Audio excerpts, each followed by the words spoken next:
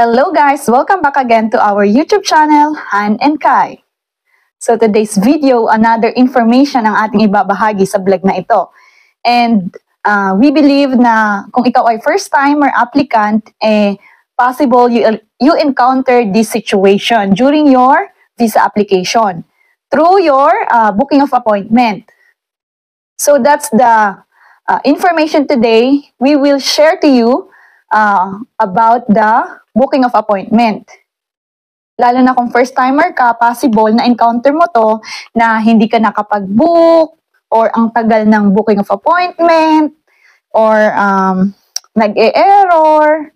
So, iisa-isahin natin at tatalakayin sa video na ito kung bakit nangyayari ito. Kasi it happens to me as well during when we are assisting an applicant through her or his during his application, and when I tried to book this past few days as well, ay na-encounter ko itong mga rason or error during my booking of appointment for them. So ano nga ba ang rason? Bakit di tayo makapag-book ng appointment natin sa VFS Global? Lalo na kung you're applying for a Schengen visa. So, ano ba ang dapat natin gawin? And tatalakayin natin dito kung ano yung mga na-encounter mo and what will we do para makapag-process or makapagpabook ka ng appointment. Lalo na at tapos ka na rin sa yung documentation. Kumbaga, magsasubmit ka na lang and you're waiting for your appointment day. So ano nga ba yung mga na-encounter nyo na problema during your process ng booking of appointment? So ito yung mga itsura niya o yung error na nakikita nyo during your booking of appointment, lalo na kung first timer ka. So yan, ilalagay natin dito. Yan yung mga itsura nila, guys.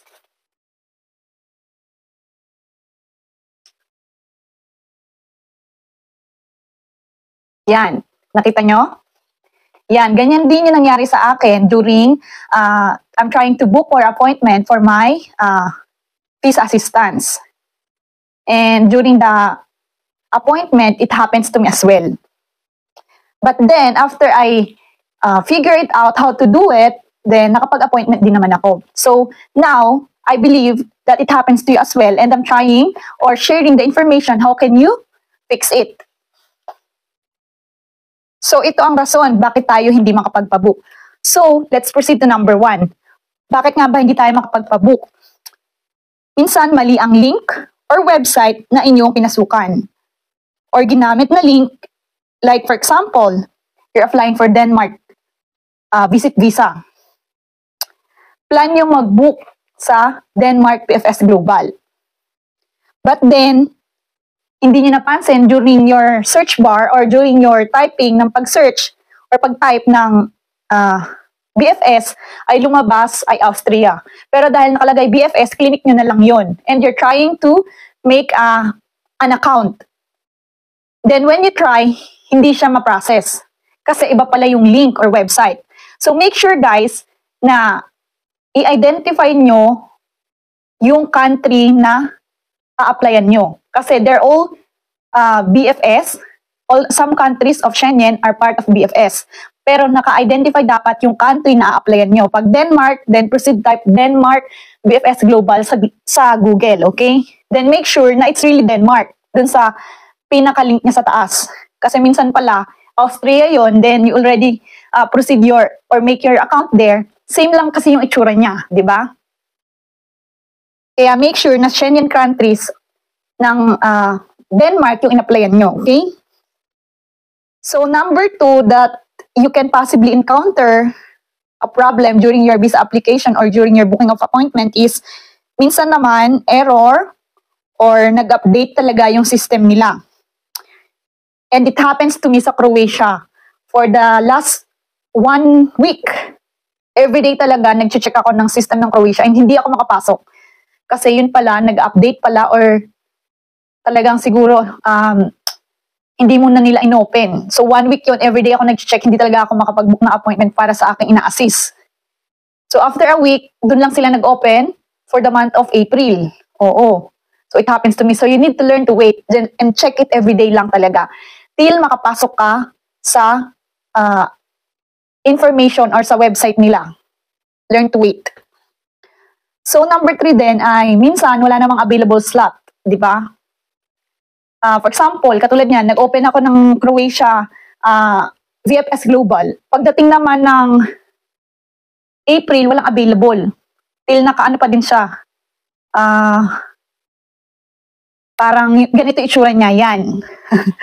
April, pero wala pa rin available. So pag ganyan guys, you need to learn to wait, okay? Check it every day. Till mag-blue siya, ibig sabihin ay available na.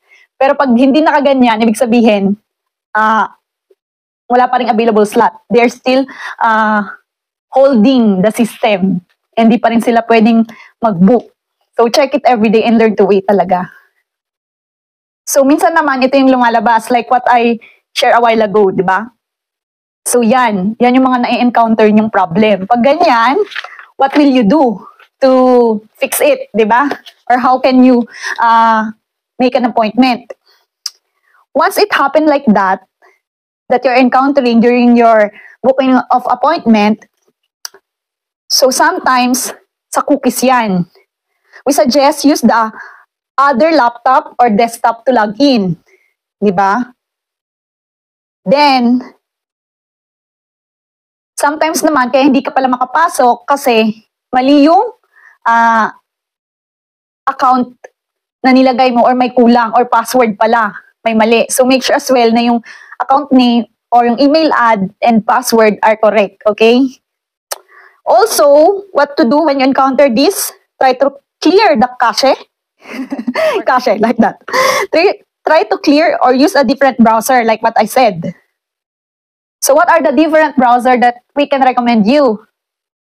So you can book an appointment, di ba? Minsan pala, dun lang pala may problem. You need to use a different laptop or desktop, di ba? So what are the different browser that we can recommend to you guys for you to use the browser? Like a Google Chrome, Firefox, Safari, Microsoft Edge, Internet Explorer is old, but maybe you can try it as well. Or Incognito. Or like what we do now, if it happens to us during the appointment, so the last option that we can do is we are using private browsing mode off. These are the different browser that we can use. And yun talaga yung pinaka-last option namin kapag nag-error, kasi minsan nagpapa-assist din ako kay hubby. Lalo na kapag nahirapan talaga akong mag-book, he's helping me to book for my the one we're assisting at the moment, di ba? So we're using a private browsing mode off. So guys, what will you do naman if you already receive or encounter this error like the passport number is already used? Please use different and valid passport number. So if you encounter like this, you only need to do is change one passport number on your passport details, okay? For example, your passport last number is C, then make it A, okay? Just change one letter in the last part. And it happens kasi if you already process it many times, then nagka-error, and it happens na yan na yung nare-receive nyo, yung error na yan. So, ang gawin nyo lang, palitan nyo yung last digit or last number, okay? Or last letter ng inyong passport. And then, so, natural, mali na yon, di ba? Pero, i-process nyo pa rin, and ang importante lang is nakabook kayo ng appointment as long na yung given name, yung first name and last name still same as the applicant, okay? Then they will check naman on your appointment date. They will say, oh bakit, sasabihin ng staff, bakit yung appointment mo rito is iba yung letter or iba yung number. Sabihin mo lang, ipakita mo yung error at sabihin mo na ganito po yung lumalabas during my appointment day. Sabihin mo, tama naman po yung nilagay kong input sa visa application form. Dun lang po nagka-error sa pagbuko ng appointment. Kaya po iniba ko na lang po yung passport number sa last digit or last letter. Kasi po para lang makapagpabook ako or makapag-secure ako ng appointment. and they will accept it. Basta or as long correct yung applicant name and yung visa application form nyo, guys. Okay? So, dapat balance. It's okay yung appointment date is error or mali yung details. Basta, palitan nyo lang ng one number or one letter, okay? Then, yun pa rin yung gamitin nyo. And, it happens kasi sa akin when I do as well in my visa assistance. And I change the last digit or last number or last letter, then yun pa rin yung ginamit ko. Sinabi ko lang na ganun din. On your appointment date, tell them na nagka-error and sa visa application, same pa din yung details. Only sa appointment lang yung details number or yung passport number. Yun lang.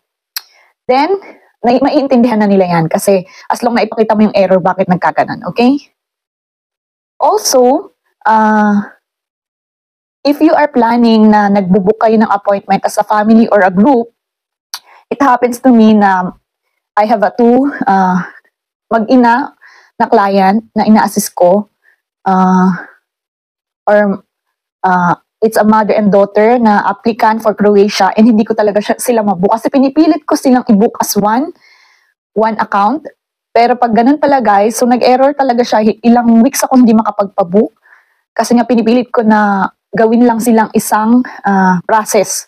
Yun pala guys, if 2 or more applicant ang nag-a-apply, dapat guys, you can use one account for your VFS global online appointment. Pero, you can use one account, pero dapat separate ang booking ng appointment nila guys.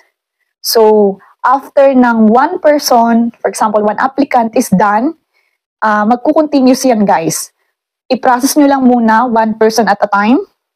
The next is yung daughter or yung family member na next applicant. Kahit gamitin nyo guys one account for the BFS, separate lang yung pag-process ng account, okay? So, ganun. Kasi wag nyo siyang ipilit na isang account sabay-sabay na i-process yung, i-secure yung appointment or yung date and time, okay? So, they don't accept pala ng BFS online. Ang dapat na mangyari, kahit one use account or one email account, then process it per personal or per account or per applicant.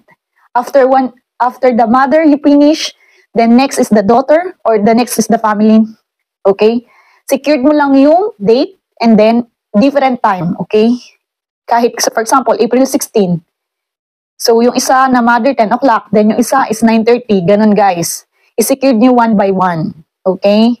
Per applicant, per account. Okay? Hindi siya pwede na sabay-sabay na isang account lang gamitin. Dapat okay lang na isang account, pero dapat one applicant, i-process mo muna. Next applicant, i-process mo. Then third applicant, i-secured mo rin yung appointment niya. Sa ganun. So, mangyayari, per applicant, per appointment. Okay? So, i-secured mo lang yung available date. For example, 16 ang gusto nilang lahat. Then, different time. All of them are 16, April 16 or any date na gusto ng applicant. For example, April 10. All of that, April 10 yung tatlo or yung dalawang applicant na mag-ina or family. Pero separate date talaga. So, yun ang gagawin nyo in case na mangyari sa inyo yun na hindi talaga or as a group kayo na planning na mag-process ng booking of appointment. Okay? So yan ang mga nangyayari or na-encounter namin na problem during the booking of appointment. And so like what we said, there's a possible that you can use para makapagpabook ka is again, clear your cache, use a different browser, or use a different laptop or desktop, maybe dahil lang sa laptop, dahil palagi yun ang ginagamit mo, or your internet. Try to restart as well your internet. Baka yung LAN ba yun? Or yung parang information, yung sa internet nyo, minsan yun ang nangyayari. Minsan i-restart na din yung internet nyo, baka yun ang kahilangan para makapagpabook ka. Pero yung pinaka-important or pinaka-last option mo para makapagpabook ka is use private browsing mode off. And learn to wait kasi minsan talaga hindi pa talaga sila available or medyo talagang hinold nila yung system ng VFS, okay? So guys, once you are done, normally, you can only apply for a visit visa or tourist visa is VFS Global, okay? Then after you book the appointment, then that's the time you can submit your visa application. So also, you can do a cancellation of your appointment kung hindi ka makapag-submit during that appointment. Pero dapat 4 days or 3 days before your appointment, i-cancel mo na.